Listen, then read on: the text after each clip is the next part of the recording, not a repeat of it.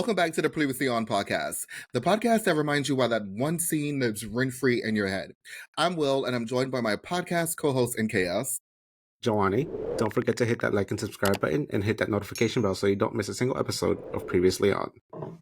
All right, today we are recapping, finally, The Amazing Race Season 38, the first 3 episodes. Now, this season in particular is getting a lot of hate. From me.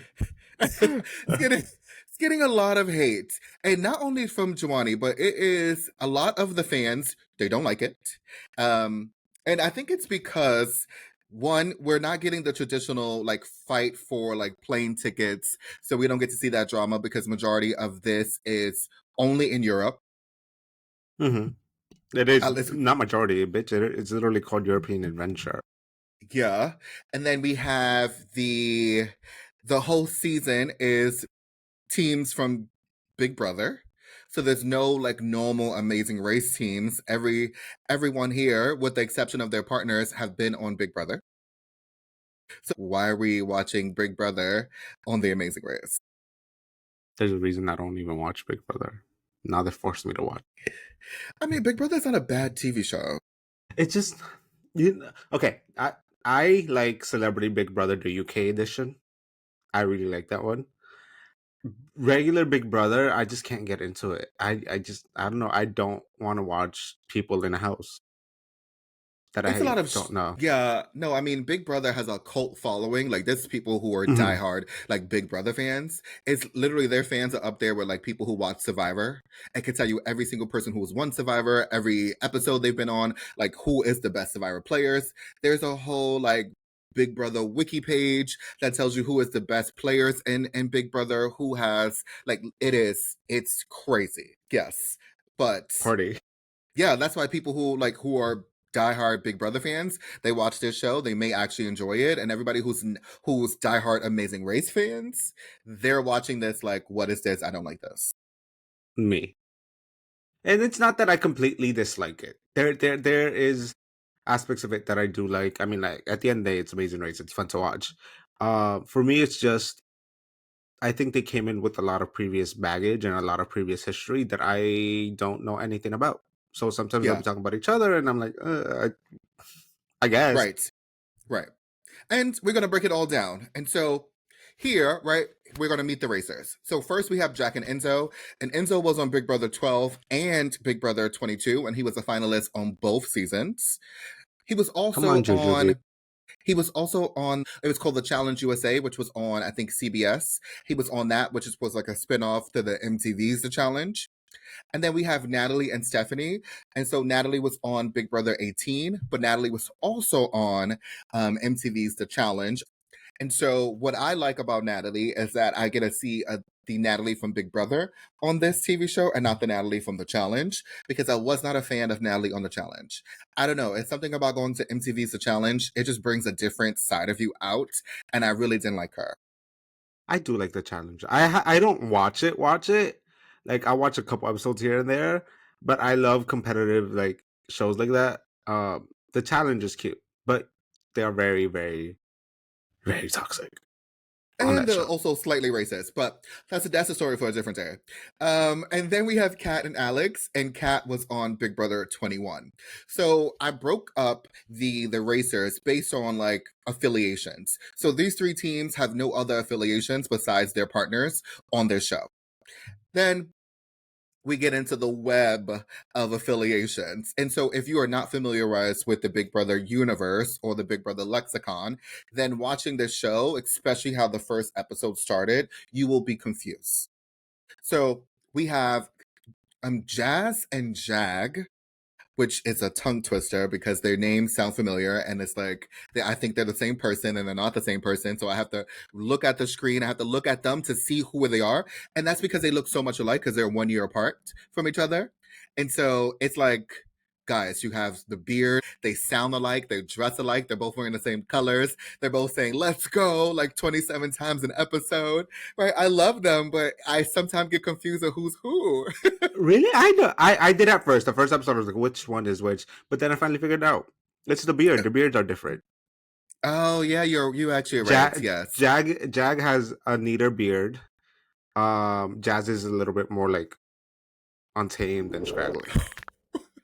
But um Jag was the winner of Big Brother 25, and that connects him to Izzy and Paige because Izzy was also on Big Brother 25, and Izzy was part of the group of Big Brother players who eliminated Jag in the first place. And then a twist happened that he was able to come back and win that season. So those two have like a one-sided beef, and the reason why I say it's one-sided is because Jag is not even checking for Izzy, but Izzy just does not like Jag at all. I did get that from the first episode. I was like, "Ooh, Yes, she yes, don't but like him." she's coming in hot, and Jag is like, "That's Izzy, great job, Izzy, let's go!" Like Woo. that's yeah. And then we have Purple. Hannah. Yes. Then we have Hannah and Simone. And so they're connected to Kylan and Taylor. How they're connected is because both Hannah, or Chada, as people like to call her because that's her last name, she's connected to Kylan from Big Brother 23. And I put the cookout in quotations is because both Hannah and Kylan was part of an all black alliance. It was called the Cookout. So Was it? if you know, you know.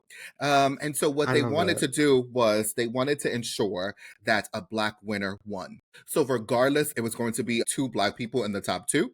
And it worked because they literally banded together throughout the whole entire season until the end where they was able to eliminate each other. And at that point, it was like, regardless, it's going to be someone black because we need that representation on television. And they were able to have Xavier, who won Big Brother 23. So shout out to the Cookout because the Cookout was literally one of the most strategic alliances that they have ever had on the Big Brother like TV show. I love that. Yes. And so then we have Kylan and Taylor, who's also connected to Joseph and Adam because Joseph and Taylor were from Big Brother 24 and they were dating. Yeah, they was a really sexy couple. Like no shade to Kylan and but Joseph and Taylor, that Joseph. was a sexy Joseph. couple. Joseph could get it any day, but also could Kylan. Listen, His this autistic Kylan is ass. he's also Mexican, you know that. He's Mexican. Yes, Kylan is Mexican. He's Oh, half Mexican and half black, amongst other things. But Kylan is also Mexican. He's part Mexican, American. we love that. Yay. Okay, now I'm Yes, rooting for Kylan. Well, yes, actually, so from the first 3 episodes, one of the couples I did end up liking was Kylan and Taylor, just because they're so like chill and nonchalant. Like they don't give a fuck about what's going yes, on in the race. They're just trying to yeah, make it to the pit stop. Oh, I love that. Okay. yes. And then they're connected. So Taylor and Joseph are connected to Matt and Megan because they were all in the same season together. And so Big Brother 24, that winner was Taylor. So we kind of had, literally, we had three people of color. Actually, one, two, three, four people of color win back-to-back seasons because we had Xavier, who's not on this, he won 23. Then we had Taylor, who won 24. And then we had Jag, who won 25. And then that brings us to Big Brother 26 when we have Chelsea, who won. Yay. Love that. Love Right. the color, the POC representation. Yes, right. So we have Chelsea and her father Jack, right? They were on Big Brother. Chelsea was on Big Brother 26 and she won that season, which gives us the connection to Tucker and Eric and Christine and Rubina because Tucker and Rubina are dating Okay. currently. They're actually like Okay. from the same season dating currently.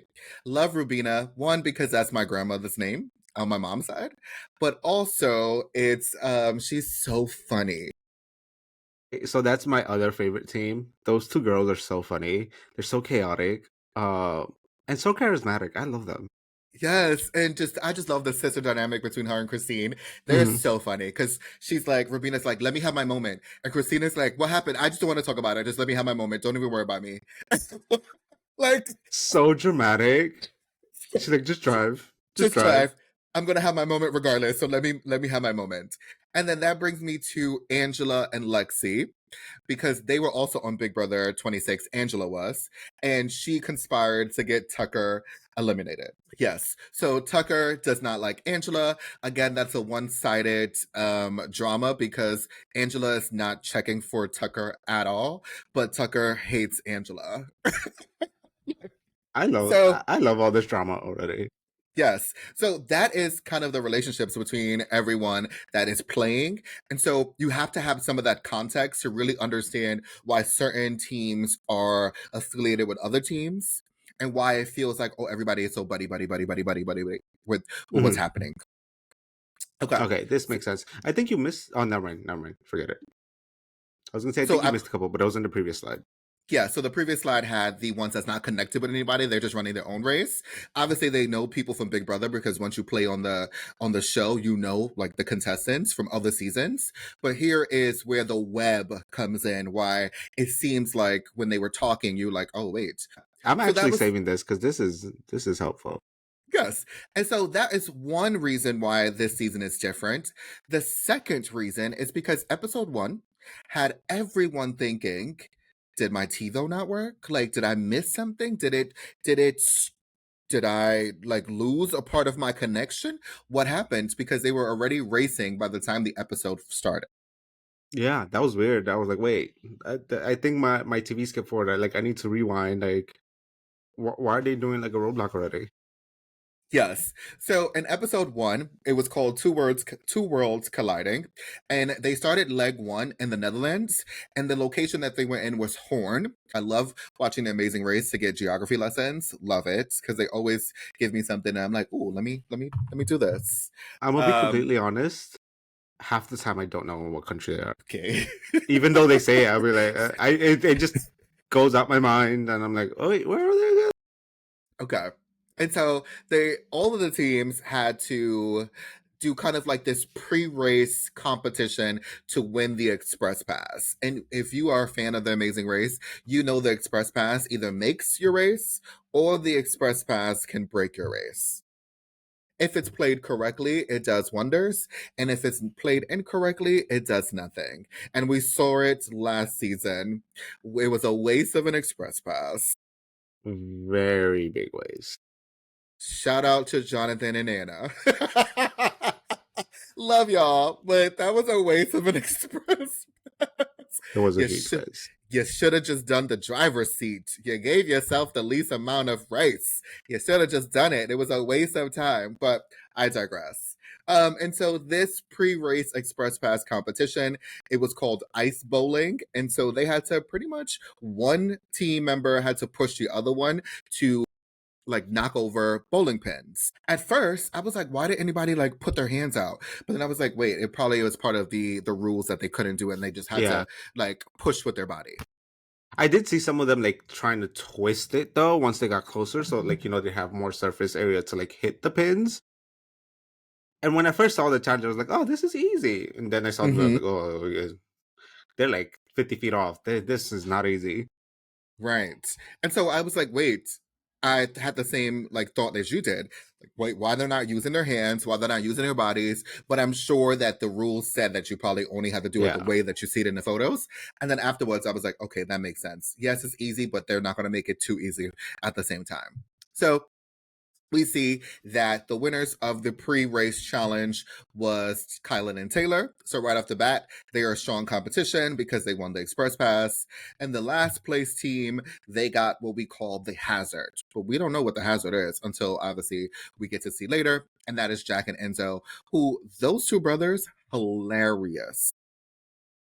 They were. And their accent, even better. I love You love it. your I love that accent. I do. Cause it's so Brooklyn, it's so Boston, it's so Staten Island, it's very New York. Like I love it. Cause you it have very much was giving like Italian American, like like mozzarella. yes, very much so. Especially when they started cursing each other out in Italian. I was like, yes. And first of all, Enzo is hilarious anyway. So okay. So that brings us to the starting line. And so again, The starting line happened pretty much about 30, maybe 30, 40 minutes into the first episode. And that is rare. We never get that in an Amazing Race, like first episodes. I was so confused. Yeah, I think you and a majority of other people. I've been watching like some of the like the review shows and the recap shows, and everybody's saying the same thing. Why did they feel as if like they just started the race and then we got the starting line fulfills like, like iconic Ready, line. set, go. Yeah. Yeah, in the middle of like 30 minutes into the episode, it didn't feel like a premiere. Yeah, it was very much that. Like they just got straight into it. I had no idea who anyone was, because usually when they're at the starting line, they'll introduce a couple of the teams and give a little bit of backstory to them, and we didn't necessarily get that right away. So I was like, all right, I don't know who to root for right now. Like, I don't know who I want to win the challenge because I literally don't know any of them. Yeah. And a part of me feels like they did that this way because they assumed that everyone knew the contestants from Big Brother, so there was no need for them to introduce themselves. I think that is the reason why, but it definitely alienated the people who've never watched Big Brother. Although I feel Yeah. like, honestly, let's be real, like I feel like um there's a huge overlap between the two types of people that watch both shows. So Mm-hmm. that's probably why they did it. Yes, but at the starting line, Phil tells Kyland and Taylor that not only did they win one express pass, but they won two, and so they have to choose a team to give the second express pass to. Now, Hannah and Simone is connected to Kyland, but Joseph and Adam is connected to Taylor, so they have a choice. And at the end, they chose Jazz and Jag, which I thought was so stupid. See, I think the like one of the things they mentioned was that Jag had like the most Big Brother wins in history. So I was like, why the fuck would you? Why would you give that person an advantage? I would no. That makes no sense. Give it to someone who you think is going to do poorly, who's not really going to benefit from the express pass. Correct. And my thing is, Thailand has played like competitive competitions like this. I would say the challenge is very competitive, and Kylan did really well on the challenge. Didn't win, which I digress. He should have, but that's a different story. Why would you give it to another winner, especially the Express Pass, when you know that Jag is the most winningest Big Brother player? Winniness. Like, he has won the most challenges in Big Brother history, and you give it to him. But Taylor said it doesn't help it does help to keep another winner around, and you keep that. And I'm like, okay, but you give them the express pass knowing that they potentially may actually be really good in this season. It made no sense at all. But well, I don't want to say it made no sense at all. I think it would have been more strategic to give it to someone else. I think so. I think it would have made so much sense to give it to like an underdog team. Mm-hmm. Mm-hmm. Because let's be real, like if they end up doing poorly, an express pass is not going to save them. Correct. And at this scene, and we've seen it the first 3 episodes, Kylan and Taylor are in the back. Jazz and Jag are in the front. So, like, Mm-hmm. at the end of the day, even if they try to help, that's a big difference between the first place team, and like Kylan and Taylor is like 8th place right now. Yeah, I think 8th, 9th. Yeah, like there's no way they're helping them out. No, because we've And seen and it's that. not like even like they're a little ahead. We see in the episodes that they're like hours ahead of the rest of the pack. Why would you give it to a team? You should have gave it to a team in the middle who can potentially help you out. Very much that. But that's what they did. So then we see that the teams have to race to Port Voldam, and that is where the hazard is for Enzo and his brother Jack. And we see that they have to eat herring, which was gross. It was like salty and it was like a big fish, and they had to like I was gagging. I was literally like dry heaving. I think I would have been okay with it. There's very few foods that gross me out. Fish is not really one of them. Right. And then it didn't seem like it was that bad. because they was Yeah, no, they was like oh, it's just salty fish, and I was like, okay. yeah, and they didn't gag like on the smell because I know there's some European countries where like they'll have like fermented fish or like fermented shark, and that's like really smelly. They did not have any reaction at all. So I was like, oh, No, no well, it must have reaction. not have been that bad. Yes, but they have, so that's part of the hazard. But also, the main challenge is they have to ride in tandem to Edam Cheese Market. So majority of the other Love big Edam brother, cheese. I was about to say Big Brother teams, but the majority of the other Amazing Race teams, they have tandem bikes, but Jack and Enzo have a clog. I thought that was so funny. Like you're literally just watching these two grown men in a fucking clog bike. I was Like, so confused. yes. But I wanted the hazard to be a little bit more difficult. Like, honestly, I felt like the hazard was still, it was easy. It was like what that took like what 1-2 minutes max to eat a piece of fish. I think it should have been an actual challenge, especially the way they played it up. It was like, oh, they're gonna be way behind because of this hazard. They Yes. had to eat a piece of fish. I wanted it to look like a speed bump. And you know, those speed bumps take some time because Yeah, they literally like mini like roadblocks. yeah, yeah. That's what I thought it was gonna be more like, But I or felt like like, maybe even like a different like. I guess the clog is kind of a handicap. mm, But maybe something even that took it even further. I don't know. yeah, I think the clog was a handicap because they got lost. That wasn't the clog's fault. That was their fault. I think that was the handicap is like the fact that they got. Yeah, literally. Um, I don't know how they got so lost. Although I wasn't there, so I mean, I'm horrible. No, actually, I'm pretty good with directions. Um, but I'm guessing by the fact that so many of them were lost that it was actually pretty difficult to find or navigate. Yeah. And they said it was like really far from like the port of like Voldam to Edam. They said it was really far. So it was like a long way to get from point A to point B. My legs would have been tired, girl.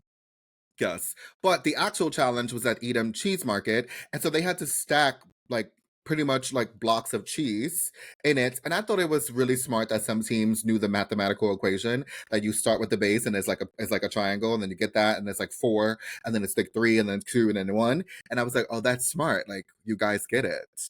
Hmm. I would And the have other been eating teams, cheese. not so much. Other teams didn't get it. I honestly would have like cracked open one of those cheeses and started eating it. But you know, and this may just be me, but like I just am a sucker for a really hard challenge, and I still felt like this challenge wasn't difficult. It was not. It really wasn't. I don't understand how some of the teams struggled to keep the cheese on. Um, like it didn't look to me at least that difficult to stack them neatly and keep them from falling over. But some of them, as they were building, they were just falling apart completely, and I was kind of confused as to why.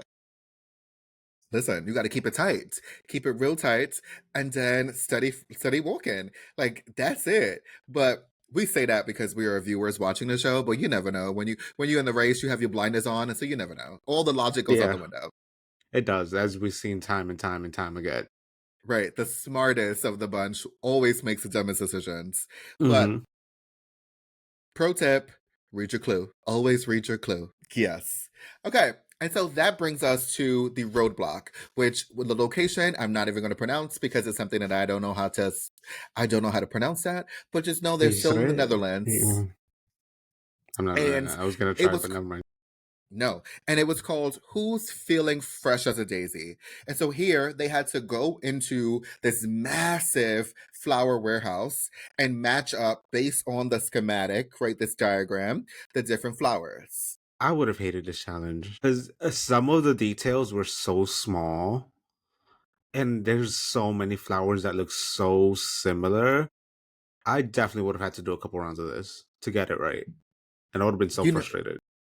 I would have loved this because I would have I hated this. am an attention to detail girly. I love those details.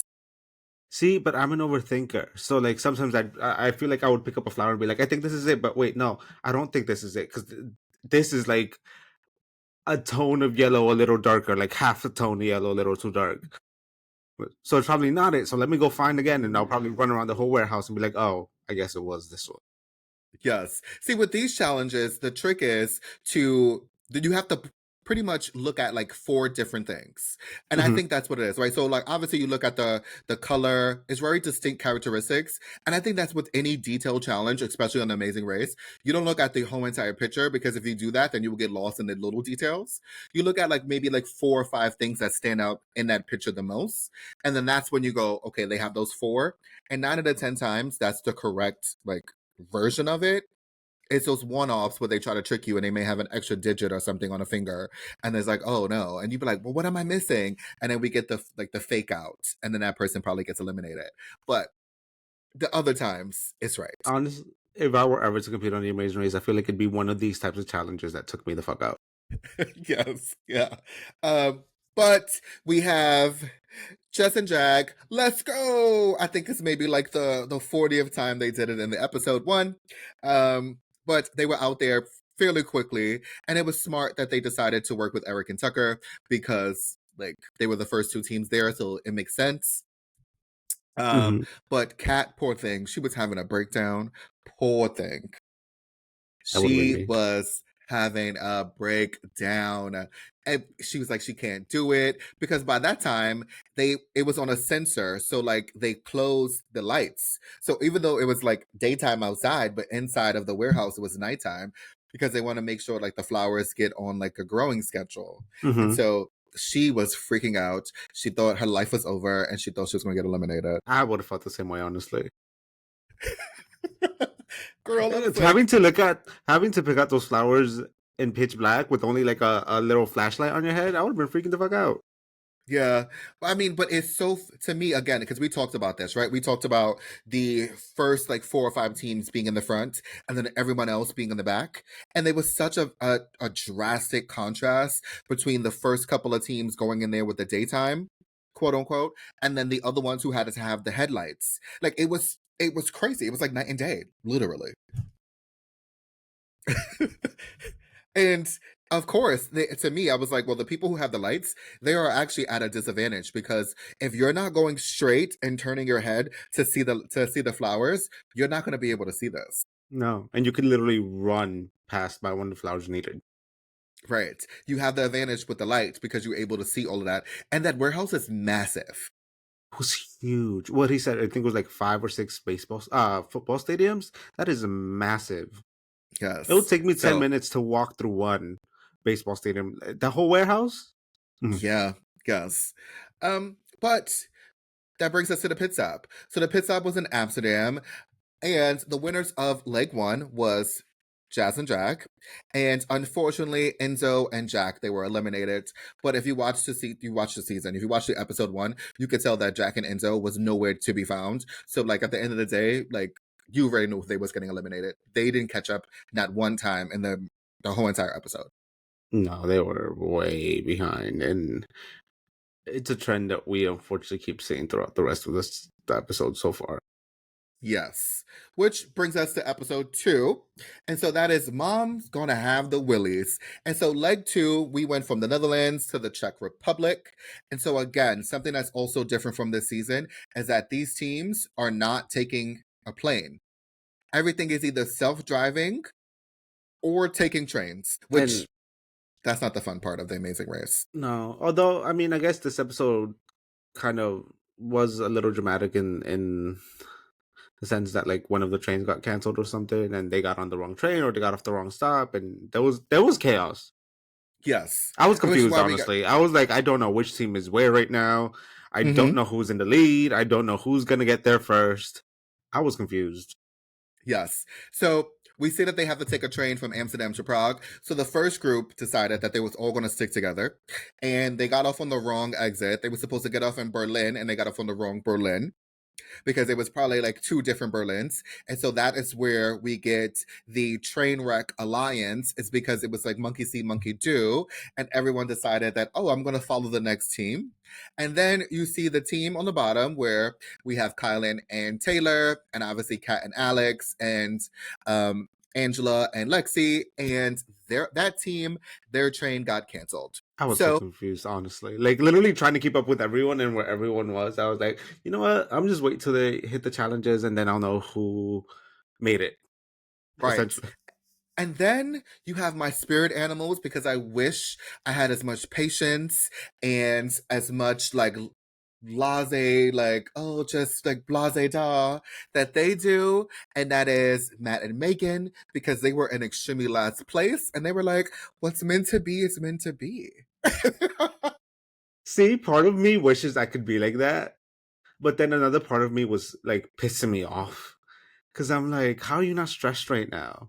Like, I'd be freaking out, like freak out a little bit, like, you know, try to do something to I don't know, get ahead. But I do appreciate their very chill state of mind. Yes. A little too chill though. A little girl, way too chill, Yes. way too chill. Yes, and that's why you see Angela and Lexi. They were like super excited because they thought they were like in extremely last place, and they didn't see a team until they got on the same train as Matt and Megan, and then everybody's like, "Oh my God, we're still in this!" But this is where we get the huge divide between the top four teams and then the bottom teams. This is how, and the other teams have not been able to catch up since the train episode. Mm, yeah, and So yes. So the teams have to they get to Prague, Czech Republic, and the roadblock is who wants a breath of fresh air. And so they pretty much are going to the top of the Zizkov television tower, and the teams are freaking out. I love adrenaline, like activities that get your adrenaline pumping. Not when it comes to something like this. Like if it's something like if I'm not throwing myself out of a plane or jumping off of a building quickly, I will freak out. Like if I have to walk on a plank like 1,000 feet up and stare down, I would freak out because I'm terrified of heights. Like I cannot look down. Like if I'm doing something like zip lining or anything, like I don't look down until the activity is like actually being done. But if it's something Mm-hmm. like this, I would have been like, who was it? One of them was freaking out. What's his name? I think it was the Matt. brother. Was it Matt? It was Matt that was freaking out. He was like, "Oh my God, Megan, I can't do this." But then you also had Adam who was freaking out. He was like, "Oh, I don't know if I could do it." It took him like, Yeah, I was thinking Adam. Yes, yeah, yes. Adam it was took him freaking. That like, would have been me. yeah, Adam was freaking out, and Joseph was like, oh my God, I should have done it. I should have done it. I should have done it." This is Yeah. the way they filmed this challenge. Like I actually had to look away from the TV. Like because they the POV of it, I was like, oh my God, I actually felt like I was up there. And then seeing Jag do it, Jag or Jazz, I don't remember who did it. Mm-hmm. Um, but the way he like sat down, like it Mm-hmm. freaked me out. It freaked me out. I was like, oh my God, he's gonna fall. Oh my God, he's gonna fall. Mm-hmm. Yeah. And then if he did fall, the cemetery was underneath him. That would have freaked me out even further. I would be like, y'all got a hole down there ready for me. Let me jump in. Like the cemetery was underneath them, but majority of them did it fairly. They did it fairly Yeah, fast. they There was a in and few out. of them that were like, oh, that they were freaking out, but majority of them did really well. I just thought it was really funny that Angela sent Lexi out there, and she was like, "Oh my God, I can't look, girl. That's your daughter. like, that's your daughter. You over there talking about like your daughter is literally like freaking out, and you over there like, girl, Angela, like, look, make sure your daughter is fine." That was funny. I was like, Angela. Angela was like, listen, if she dies, I, I can't see this. Angela was like, it's heights. She was like, it's heights. Lexi, you're doing it. And at that point, like, how do you tell your mom no? Like, it's your Yes, mom. I don't care. You brought me into this life. I didn't you bring you into this life. You got to protect my life. And so I thought that was really funny because Angela looks up and she's like, "Oh, Lexi, it's heights. You have to do it." Like I'm not even doing it. It's like at that point, it was no longer we're friends. We're like besties. No, it's like I'm your mom, and I'm going to tell you that you need to go up there and do it. Gotta listen to your mother. This is true. That was really funny. But surprisingly, like Lexi was terrified, but she did it really fast. She did well. I think the ones who really freaked out were Matt and Adam, especially Adam. Adam was like, "Ooh, No, that poor but thing." we have to give him credit because his sugar was low. His sugar was Yes. low. No, no. The only reason I'm laughing is I'm thinking Drag Race. My blood sugar's low. Oh yes, no, but like Um, in all actuality, his sugar was yeah, low. So like in these situations, it's really hard for him. Which I commend him as much as he's been doing because he is literally like doing really well, he despite is. that His he has that yeah, problem. type one. That yeah. Even in the Is next it episode, you see there's a moment where he's like, "My blood sugar is really low right now, but I'm gonna keep going through it." So yes? props to him. Is it type 1 or type 2? Type one. Type two is acquired. Type one you're born with. Gotcha. Okay. And then we see that the detour, this is our first detour of the season, and it's between Handle with Care and Remember the Chair. So Handle with Care, they have to place like I think it's either like cups or like glasses, but they're very like ornate objects into different crates, and they have to disperse it to the three different bars or so. And I thought this was really great, especially for someone on the spectrum, because attention to detail is stuff that they like master and they like, and so they gravitate towards. So you really see Kylan in his element, able to say check one, check three, check four, like cool, got it. He has everything.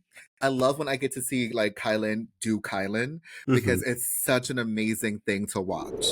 Yes, he was into it. He was in his groove. Let him be.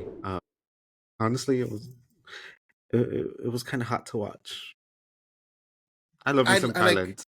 yes, and you can see a lot of Kylan doing that on the challenge. I think it's either the challenge like 38 or 37, like 37 or 38 is one of those. But watching him in his zone, when Kylan does his Kylan thing, and you have to know Kylan to know what I'm talking about, but you kind of saw it in this episode when he's like in his groove. It is an amazing thing to watch on television. I might have to go watch the challenge just for Kylan. Yes, yes. Because when he's like numbers, puzzles, like that stuff, like he could just look at it in a way that I think it is so interesting, and it's gravitating. Because I'm like, wow, like I'm enthralled right now. Like this is good. I love that. But the vast majority of the other teams decided to do remember the chair, Absolutely not.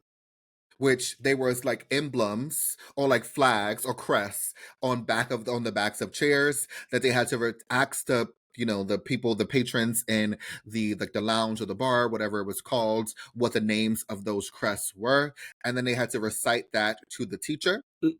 I would have failed epically at that challenge if it is not food related. I cannot remember anything. I can't. I have listen years of doing stupid things, um, and getting drunk, and who knows what else has fried my brain, girl. I would not have been able to remember any of those names.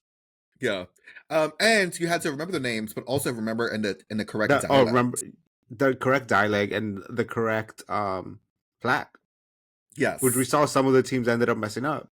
Yes. And so that brings me to Rabina and Christine because they were good. They got them fairly quickly, but Rubina kept messing up that one. Hmm. And they don't tell you that you have 9 correct out of 10. They just go, no, it's wrong. Yeah, and that would have made me freak out. That again, overthinking. I would have been like, oh, they're all wrong. We have to redo all of them.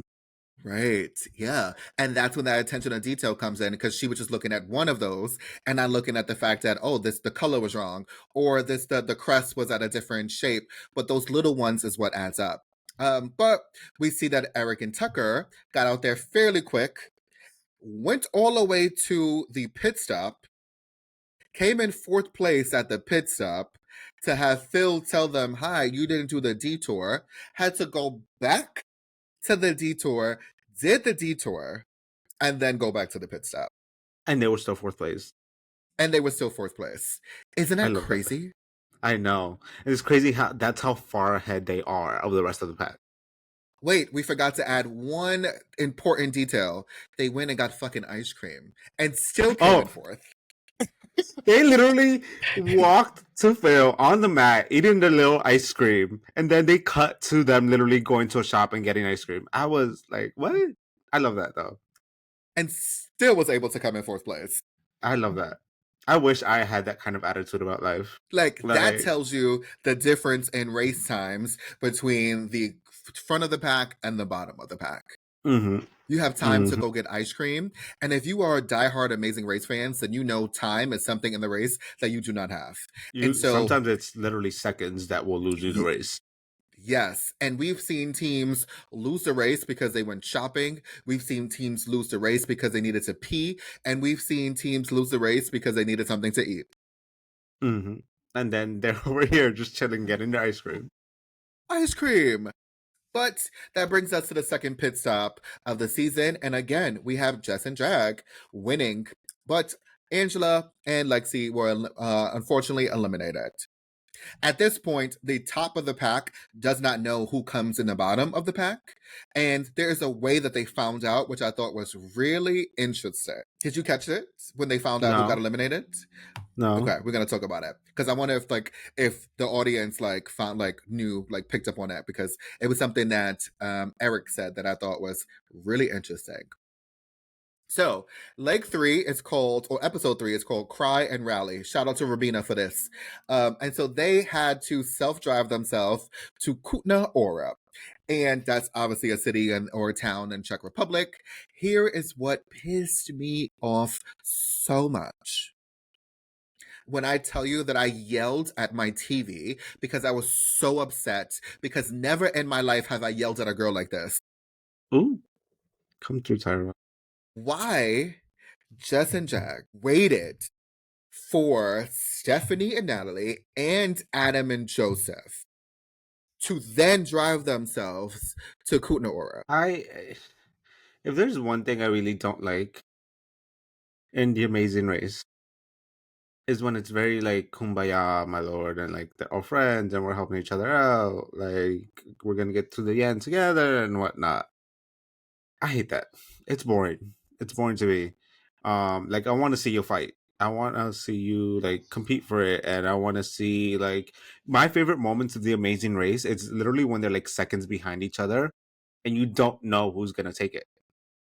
Those I think are the best moments of the Amazing Race. So when you have like this alliance who's like, oh no, you go ahead, no, you go ahead, or I'm leaving you directions, or like let's get through this challenge together and let's drive there together, like that pisses me off. That's boring. Yes. I even hate when I see teams follow the other one, when one team gets direction and the other one does not, and they're like, oh, we're going to follow that team. I even hate that. That yeah, me too. It's every man for themselves, or well, every Yes. pair for themselves. But in this case, the first team waited 30 minutes for the That's crazy. second place team to come. That's crazy. And then the other team, I think third place was like 15 minutes after that. So altogether, you literally waited 45 minutes for all three teams to come to rally together to take the drive to Kutna Ora. And you know what's crazy? I think that shows how far ahead they are. Also, I just realized how they found out who was eliminated. But I forgot what I was gonna say. Oh, it shows how How far far they ahead they are. are that they can literally wait 45 minutes for their friends because that's how confident they are that they're gonna stay ahead. But Literally. And then it was also a strategic thing for them though. Like they did not want to be the ones at the driver's seat. yeah, but I think that's a cop out. And so the logic was, if they have first, and second, it would be less, they would feel less threatened to get U-turned than a first, and a first, Mm-hmm. and an express pass. Regardless if you look at it, a first, three firsts, or two firsts and a second, you are still getting U-turned. Very much that. Very You are much. the team to beat, so you are still getting U-turned. Mm-hmm. You're literally at the top of the pack. Like regardless if A you let second one other team win one time, you still came second place. it does not stop anything. Like a No. second place is still on the podium. So you are still your average is still high. Yeah. They could have been like second to last and I still would have been like, yeah, they're the team to beat. Hello. But that brings us to Kutna Ora and the roadblock of who's feeling tapped out. And so here is where they notice who got eliminated because the driver's seat allowed you to know who was no longer in the competition. Mm-hmm. I was And saying the other thing and that's when I was like, oh wait, the driver's seat. That's what they were able to figure it out. yes, but that is also because they don't get to meet up and there's no equalizers yet. And they have not been Mm-mm. able to meet up. What would have been an equalizer? The place opens at 9 a.m. They were still the first four teams. Again, they were so far ahead that it didn't even matter. Like, no. No. But what pissed me off again, this is the second time that I yelled at my screen, is all of the teams. So Justin Jack is like, I can't do it. I don't want to do the driver's seat. And then Joseph and Adam is like, oh, I don't want to do the driver's seat either. And then you have Natalie and Stephanie talking about, well, I guess we'll do it, but we'll give ourselves 2 crates because we don't want people to think that we gave us, like, we were playing favorites. What do you mean? Give yourself 1 crate. I think that was very stupid. I didn't realize I had accidentally pressed my mic button. That was so stupid. Like, what are you talking about? You gave yourself 2 crates because you wanted to play fair? You are in the driver's seat. What are we doing? But they gave all the boys 3 crates, plus they gave Jack and Chelsea 3 crates, which I thought was super random. I was like, why would you give Jack and Chelsea 3 crates? That didn't make sense to me. Meh. But also, Yeah. not gonna lie, them being like, we're gonna give all the girls 1 crate, like, part of me was like, that's kind of sexist. Like, It that's not very is. feminist of you. It's not. It's not. I was like, no, just give it to who you think the strongest. Like, be strategic about it. Like, at the end, they like give 3 crates to the strongest teams, give 1 crate to the back of the pack. It's not gonna affect them anyway. It really wasn't. And my thing is, it would have been so smart for Natalie and Stephanie to give them 1 crate, because at the end of the day, Stephanie was still the quickest one to finish the roadblock. She had no problem. You saw everybody else was struggling. Like, those boys, even though they're the only ones there who were probably drinking beer. Oh, actually, no, it was Stephanie. Of course, the lesbian would know about beer. But the boys were struggling. She was filling those up like very easily. Stephanie was the only one that got the whole rhythm of it. Yes, because she's the only one who paid attention. Like, the only one. Until Kylan got it. Like, until I knew Kylan was going to be the one to get it. But, like, and Stephanie was the only one to get it. And there was another one who struggled a little bit at first, but then ended up getting it. I think it was Simone. Simone got Hannah or Simone. One of them got through it pretty quickly. Like, they were one of the few ones who, after like 1 or 2 bottles, it wasn't fizzing anymore. But the boys, Alex, was it Alex? It was Alex. I think it was throwing the beer out. He kept throwing the beer up, yeah, because it was like foamy. Yeah. 1, such a huge waste of beer. 2, true. boy, you're stupid. Yes. You know what I liked? The moment that I liked in this whole episode was the moment where Jack was like, Chelsea, you know what's better than this? And Chelsea's like, what? I could be drinking this. And Chelsea's looking at her dad. Chelsea looking at her dad like, child, if you don't just put the beer in the bottles and let's go. But Jack over there like, Chelsea. And Chelsea's just looking at him like, shut up and get the beer. Literally. Poor Adam. But then also, like, Kat's reaction to Kat was over Alex. Kat wanted to like ditch Alex at that moment because she's like, why is he throwing the beer out? Why does he continue to empty out these bottles? Like, Kat wanted to like jump on him and like punch him in the face. Yes. It was just the funniest moment. And then poor Adam, like, Adam's sugar was so low that you can tell that he was like physically exhausted, but he was going to do this challenge. He was going to get through it. Yep. And he did exactly that. He did. But again, we have the Trainwreck Alliance. First 3 teams, they got out there fairly quickly. But Eric and Tucker was able to overpass Joseph and Adam. And so Stephanie and Natalie left first, and then Jazz and Jack, they left. But being the Trainwreck Alliance and, being kumbaya, my lords, Natalie and Steph wrote down instructions and left them on like the bumper of the car. And I was like, why are we doing this? I was confused. And it was a complete waste of time. It was. Like, just run your own race. They got lost anyway. that. But just run your own race. Like, Joseph and Adam got why lost. are you helping all these people out? That's not fun to watch. But Joseph and Adam got lost though. Like they got lost even with the instructions. They still got right. What was the last thing you So, said? I was just saying how Joseph and Adam, even with the instructions, they still got lost. Oh yeah. So it really didn't do anything.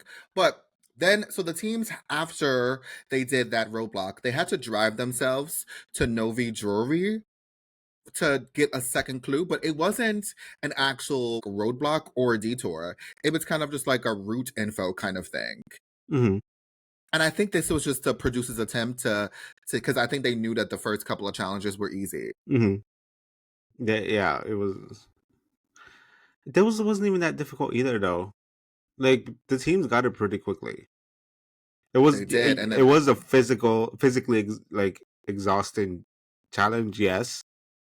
But was it like time consuming? Not really. Most of them got it fairly quickly. right, and then also again, the alliance is telling people, "Oh, just go down the middle. It's straight in the middle." So, like, my thing Or is, they were like, "Oh, what? it's a net. Just look for the net." Like, why did the producers not make it hard? Make it a needle in a haystack. Make every line a different, like a different position. Put Mm-hmm. it in a different spot so that at least you have some time differences. You have a little bit of competitive competition because they have to think of different ways to try to get the clue. And they should have left some of the lines completely empty because they all got it within like the first try halfway through. Like, it defeats the purpose. Mm-hmm. But we got the funny brother moment was They lost the between keys. when Joseph and Adam and they lost the keys. And Joseph is like, Adam, where's the key? And Adam is like, wait. So he pretty much empties out the whole entire fanny pack. Adam, you know damn well that key wasn't in that fanny pack. No, no. Like you should know right away. Like, oh, I dropped the key. Like, but we know because we both have siblings. You are the middle. I'm the oldest. Obviously, you always want to be right. As a sibling, you always want to be I right. am You always never, right. and you see, like that. So that was what it was between Joseph and Adam. Adam was not giving Joseph the satisfaction to say, yes, I messed up. Yeah. Uh, He was like, uh, we just need to go find the key, Joseph. but they were the face was cracking a little bit. That's the first time I think I've seen any of the teams get slightly angry. And it was very brief because they found the key pretty quickly. Yes. But you know how great it would have been if they would needed to get a replacement car because they lost the key? That would have been awesome. That would have Great for television. been great for television and an amazing equalizer. An amazing equalizer at that point. A much needed equalizer. Oh gosh, yes. So that brings us to they have to drive now to Zimni Station and Kutna Ora for another roadblock. Who wants to light the lamp? And so this one, when they was telling me, I was a little confused, but it's pretty much ice hockey. Yeah, it's just you do one pass, get it in the goal. I don't know what it's called. Yes. I don't know how they refer to it in hockey. But some teams got it first tries. Other teams, not so much. Who was it? Alex, who took like 30 tries? Poor thing. And again, but my thing is, it was supposed to be technically the one who did the first roadblock wasn't supposed to do the second one. Did they specify that? I don't think they did because there was multiple people who did the same one. Yeah. Because Stephanie did the roadblock and Natalie did the second one. Oh, okay. Yeah, but I don't think they specified at all. Like that wasn't one of the things they said in. It didn't, but I would just assume that because you want to spread out your roadblocks, you want to make sure that each team member has one. But Kat was getting mad at Alex because Alex was having a hard time. He didn't know how to skate. I don't know how to skate. I've been skating like 5 times and I still don't know how to skate. He didn't know how to skate. And then you have Eric and Tucker, and Eric is supposed to be a beast on the ice, which he was. He just had horrible hand-eye coordination. Horrible. So you have that. But I love when the teams got it first, like on the first try, because they were so genuine and they were so shocked that they was like, oh my God, I'm so happy with myself. It was so cute. Wasn't one of them the sisters? What's the name? Yeah, Christina and Rubina. Didn't they get it on the first try? And they were like, oh my God, we got it. Yes. But they're just so endearing. They are. And then you have Hannah and Simone, and Hannah's like, "Oh my God, Simone is going to be great. She's a dancer. She's a ballerina," And and she falls. and she said she's a skater. She knows how to skate. And she falls. And it took her like what, 5, 6 tries? I was like, oh. She eventually got it, but it was just a cut to after Hannah is talking about how graceful she is. It cuts to Simone just belly flopping, like boom, like face plant, Very done. I'm like, graceful. very graceful, like beautiful gowns, beautiful gowns. You know what? I will say something. I don't know if this is the right podcast to say this. It's probably controversial, and the wrong people here are just going to come for me. But she doesn't even have beautiful gowns, and y'all know exactly what I'm talking about. Oh yeah, no. But that brings us to the next pit stop, and that was the Kachina Chateau. Mm-hmm. And the winners of this leg, technically, is Jazz and Jag, but because it was Natalie's birthday, they allowed Natalie and Stephanie to win the leg. And Natalie did something that I think I would have done too. It's like, guys, it's my birthday. Are you gonna let me win? And they was like, yeah. And she was like, seriously? She was like, wait, you and especially because at the end they were literally running to the pit stop, and you just see Jazz and Jag like slow down and hold back, and they're like, wait, you're actually doing this? Like, you're letting me win? Like, are you guys serious? And it was like, yeah, and it was a really great birthday present. So they gave her a birthday present. And they got $2,500 each. And they got $2,500 each, which a part of me was like, that was really nice. It was her birthday. I get that. But another part was like, really, guys? They're like, very much seriously? Like a social game, and I'm not here for it. Like, you're playing Big Brother on The Amazing Race. As much as you don't want to play Big Brother on The Amazing Race, you're literally playing Big Brother on The Amazing Race. But that leaves us to the team who got eliminated. And they got eliminated at the roadblock because they were so behind and so lost. And that was Megan and Matt. They didn't even like get to start the roadblock. They did not. Like Matt, not Matt. What's the man's name? Phil. Phil was literally waiting for them. It was night out. Yes. Like the sun was setting. You know what I have to give Megan credit for is because she is such a klutz and she knows that she's a klutz. But I just think it is so funny that the producers left not one, but two. First, she got a cramp running to the driver's seat. And then the second thing is she face plants in the soil at the end of the episode. Face plants rolls, like that was a fall. She fell hard. And he said something. What was it that he said to her? I don't remember. I just remember I laughed with what he said. I thought he was like, "It's okay, babe." Was it that? I felt like it was something else. I don't know, but what else can he say? But it's okay, babe. I don't remember, honestly. But that was funny. But yes, but there you go, guys. That was our recap of the first 3 episodes of The Amazing Race Season 38, European Adventure / The Big Brother Competition, because that's what it is. But you know what to do. Make sure to like, comment, and subscribe. Hit that notification bell so you never miss a single episode of the Previously On podcast. And until next time,